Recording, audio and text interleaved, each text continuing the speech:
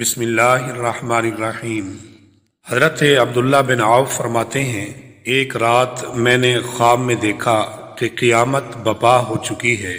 مجھے حساب و کتاب کے لیے لایا گیا۔ میرا حساب بڑی آسانی سے ہو گیا۔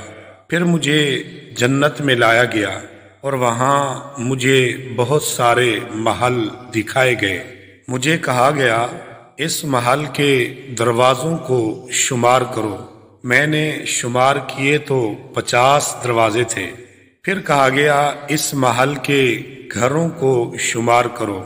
جب میں نے شمار کیا تو وہ 175 گھر تھے۔ وہ گھر میری ملکیت میں دے دیے گئے۔ مجھے انتہائی خوشی ہوئی۔ جیسے ہی میری آنکھ کھلی تو خدا کا شکر ادا کیا۔ صبح ہوتے ہی ابن سیرین کے پاس گیا اور اپنے خواب کو بیان کیا۔ انہوں نے کہا، یقیناً آپ آیت الکرسی کی زیادہ تلاوت کرتے ہیں۔ میں نے کہا، جی ہاں، اسی ہی طرح ہے، لیکن آپ کو کیسے پتہ چلا؟ کہتے ہیں، اس لیے کہ اس آیت کے 50 کلمے اور 175 حروف ہیں۔ میں نے ان کے حافظے کی تیزی پر تعجب کیا۔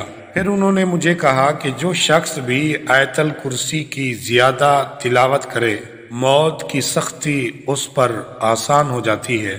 ناظرین، آیت الکرسی آسمانی نور ہے۔ آیت الکرسی عرشی خزانے کی ایک آیت ہے۔ آیت الکرسی سفر میں سلامتی کا باعث ہے۔ آیت الکرسی قرآن پاک میں بلند ترین مقام پر فائز ہے۔ رسول اللہ صلی اللہ علیہ وآلہ وسلم جب بھی بستر پر جاتے تو آیت الکرسی کا ورد فرماتے تھے۔ آیت الکرسی پڑھنے سے انسان ہر بلا و آفت سے محفوظ رہتا ہے۔ برائے رفع فقر آیت الکرسی مؤثر ہے اور غیب سے اللہ تعالیٰ کی مدد پہنچتی ہے۔ ہر چیز آیت الکرسی میں ہے، یعنی کرسی میں آسمانوں اور زمین کی گنجائش ہے۔ تنہائی میں آیت الکرسی پڑھنے سے خوف دور ہوتا ہے اور اللہ تعالیٰ کی جانب سے مدد ہوتی ہے۔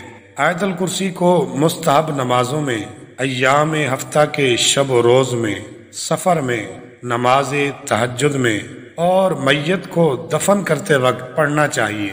سوتے وقت آیت الکرسی کو پڑھیں، کیونکہ اس طرح اللہ تعالیٰ ایک فرشتے کی ڈیوٹی لگا دیتا ہے کہ جو صبح تک اس آدمی کی حفاظت کرتا ہے۔ جب بھی آنکھ کا درد ہو، آیت الکرسی پڑھیں اور اس درد کا کسی کے سامنے اظہار نہ کریں، انشاءاللہ آفاقہ ہوگا۔ حضور نبی پاک صلی اللہ تعالی علیہ وآلہ وسلم نے ارشاد فرمایا، جس گھر میں آیت الکرسی پڑھی جائے، ابلیس یعنی شیطان اس گھر سے دور رہتا ہے اور سحر و جادو سے بھی محفوظ رہتا ہے۔